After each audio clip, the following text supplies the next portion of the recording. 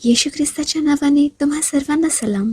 मित्रांनो, 25 डिसेंबरला ख्रिसमस साजरा केला जातो हे आपल्या सर्वांना माहीत आहे.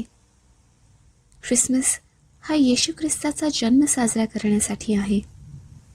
पण तुम्हाला माहीत आहे का की येशू ख्रिस्ताचा जन्म 25 डिसेंबर रोजी झाला नव्हता.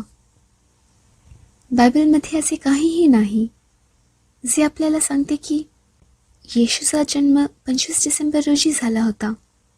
खरं तर तो वर्षाच्या त्यावेळी जन्माला आला नाही याची आपण खात्री बाळगू शकतो. मुख्यतः 3 कारणांमुळे. पहिले कारण, नॉर्दर्न हेमिस्फिअर म्हणजे उत्तर गोलार्धात इस्रायलमधील हवामान वर्षाच्या सर्वात थंड वेळेत तुमच्या शेतात मेंढपाळ राहणार नाहीत. 25 डिसेंबरच्या आसपास येथे खूप थंडी असते, वातावरण ओले असते, शेतात गवत जवळजवळ नसतेच. दुसरं कारण पाहूया. कैसरने लोकांना वर्षातील सर्वात थंड आणि गडद काळात त्यांच्या मूळ ठिकाणी प्रवास करणे आवश्यक आहे असे कर जारी केले नसते, जेणेकरून ते नोंदणीकृत होऊ शकतील आणि शेवटी अधिक कर भरू शकतील. म्हणून ते सहसा असे त्यावेळेस करतात की जेव्हा शेतात पिके असतात तेव्हा तसे करणे व्यावहारिक होते. त्यामुळे कैसर त्या काळात तो कर जारी करेल अशी शक्यता नाही. तिसरं कारण बघूया. लूक अध्याय 3 मध्ये आपल्याला माहीत आहे की येशूने 30 वर्षांचा असताना बप्तिस्मा घेतला होता. त्याच्या मागे सुद्धा कारण आहे. दावीद राजाने 30व्या वर्षी राज्य करण्यास सुरुवात केली. योसेफ 30व्या वर्षी मिसर देशावर प्रशासक म्हणून नेमला गेला. एक याजक 30 वर्षांचा होईपर्यंत सेवा करू शकत नव्हता. ख्रिस्ताने त्याच्या 30व्या वाढदिवसाच्या आसपास त्याची सेवा सुरू केली आणि त्याने बप्तिस्मा घेतला. आता तो कोणता दिवस होता हे आपल्याला माहीत नाही, पण त्याने किती काळ सेवा केली आणि तो कधी मरण पावला हे आपल्याला माहीत आहे. वलांडन सणाच्या वेळी वसंत ऋतूमध्ये येशू मरण पावला 3.5 वर्षांनंतर. म्हणून तुम्ही तो मरण पावला तेव्हापासून 3.5 वर्षे मागे मोजा. आणि तुम्हाला माहीत आहे की तो वसंत ऋतूमध्ये मरण पावला होता. मग तो कदाचित शरद ऋतूमध्ये जन्मला होता. मग 25 डिसेंबर कुठून आला? हे अगदी स्पष्ट आहे की ते येशूच्या जन्मापासून नाही. तुम्ही कॅथलिक ज्ञानकोशात वाचू शकता. त्यात असे म्हटले आहे की ख्रिसमस हा चर्चच्या सुरुवातीच्या सणांपैकी नव्हताच. 400 इसवी सनपर्यंत कोणताही ख्रिस्ती 25 डिसेंबरच्या आसपास ख्रिसमस साजरा करत नव्हता. मग काय झाले? जेव्हा तुम्ही याबद्दल विचार करताल तेव्हा हे खरोखर काहीतरी खगोलशास्त्रीय आहे असे कळेल. विंटर सोल्स्टिस, हिवाळ्यातील विरंगुळा, डिसेंबर 21 ते 22च्या आसपास असतो. याचा अर्थ ते वर्षातील सर्वात लहान दिवस असतील. तुम्ही 21 तारखेला जाईपर्यंत दिवस आणखी लहान होत जातात. त्यानंतर जवळपास 3 दिवस वेळ स्थिर असतो. दिवसात कोणताही बदल दिसत नाही. मग 25 तारखेच्या आसपास दिवस लक्षणीयपणे मोठे होऊ लागतात. त्यामुळे संपूर्ण उत्तर गोलार्धात अनेक संस्कृतींमध्ये वेगवेगळ्या उत्सवांचा काळ होता. होय, काहींनी त्याचा उपयोग सूर्यपूजेसाठी केला, काहींनी तो शेतीचा काळ म्हणून केला. काहींनी साजरे केले कारण दिवस पुन्हा मोठे होऊ लागले होते. म्हणून जेव्हा मंडळीने ख्रिस्ताचा वाढदिवस साजरा करण्यासाठी तारीख निवडण्याचा प्रयत्न सुरू केला, तेव्हा त्यांनी विचार केला, ही एक चांगली वेळ असेल. अनेक विधर्मी राष्ट्रांना त्या दिवशी सुट्टी असते. या वस्तुस्थितीचा आपण फायदा घेऊ शकतो. तुम्ही उदाहरणार्थ या छोट्या सणांमध्ये पाहू शकता. रोमी लोकांमध्ये सॅटर्नेलिया होते आणि स्कॅन्डिनेव्हियन लोकांमध्ये यूल. त्यांनी ही वेळ निवडली कारण त्यांना वाटले की ही सर्वोत्तम वेळ असेल, जेव्हा ते राज्यातील काही विधर्मी लोकांना सुवार्ता सांगण्याचा प्रयत्न करू शकतील. जेव्हा लोक कामात अडकले नसतात, जेव्हा ते व्यस्त नसतात, जेव्हा बहुतेक जण उपलब्ध असतात, त्यावेळेस आपल्याला सुवार्ता सांगण्याची गरज आहे.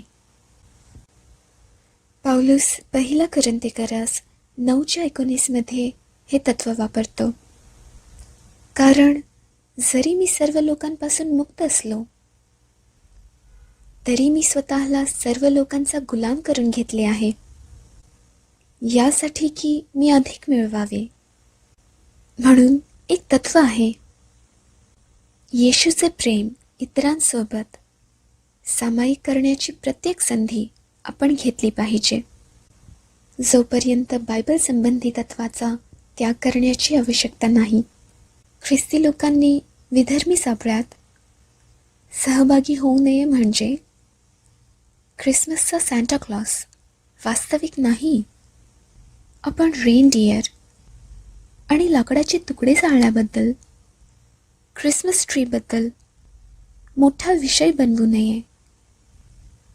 लोक सहसा यर्मया 10:2 वर जातात. यर्मया इथे असे म्हणत आहे का की तुम्ही झाड कापून ते सजवू नका? नाही, ते इथे विधर्मी प्रथेबद्दल बोलत आहे, जिथे ते एक झाड तोडतात, झाडाचा एक तुकडा घेतात, त्याची मूर्ती बनवतात, मूर्तीला सोन्या चांदीने सजवतात आणि त्याची पूजा करतात. त्यांना पाय, डोळे आणि तोंड होते, पण ते पाहू शकत नाही, ऐकू शकत नाही किंवा चालू शकत नाही. त्यांना उचलून घेऊन जावे लागते. लोक ख्रिसमस ट्री घेऊन फिरत नाहीत, त्यामुळे याचा ख्रिसमस ट्रीशी काहीही संबंध नाही. जर तुमच्या घरी एखादं रोप किंवा फुलांचा गुच्छ असेल, फक्त कारण तुम्हाला ते दिसायला आणि त्याचा सुगंध आवडत असेल, तर ते ठीक आहे. पण जर तुम्ही लोकांना, त्या फुलांना, वनस्पतींना प्रार्थना करताना बघितले, तर ते त्या वस्तूंची आराधना झाली. सुट्टीतील सजावट करणे हे स्वतःमध्ये एक पाप नाही, परंतु बायबलमध्ये एक तत्व आहे. पौलुस म्हणतो, तुमच्या भावाला अडखळणारे असे काहीही करू नका. आणि उदाहरणार्थ तो म्हणाला, मूर्तीला अर्पण केलेले मांस खाणे, जरी ते स्वच्छ प्रकारचे मांस असले तरीही जर ते तुमच्या भावाला अडखळायला लावणार असेल तर ते करू नका. आपल्याला ख्रिसमस ट्रीची नक्कीच गरज नाही. काही लोकांचा विश्वास आहे की ते मूर्तीपूजेशी जोडलेले आहे, तर ते करू नका.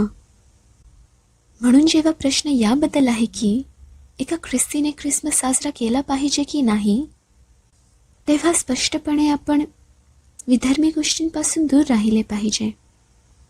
परंतु जर ती वेळ आपल्याला ख्रिस्ताच्या जन्माबद्दल बोलण्यासाठी चांगली असेल आणि जर ख्रिस्ताचा जन्म आणि अवतार हा बायबल संबंधी विषय असेल, तर त्यावर विस्तार करण्यासाठी, ती शिकवण वाढवण्यासाठी त्या वेळेचा सर्व प्रकारे उपयोग करा.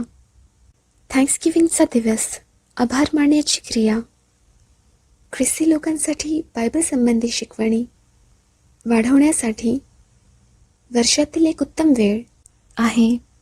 कृतज्ञता आणि स्तुतीच्या बायबल संबंधी शिकवणीवर लक्ष केंद्रित करण्यासाठी, त्यावर विस्तार करण्यासाठी.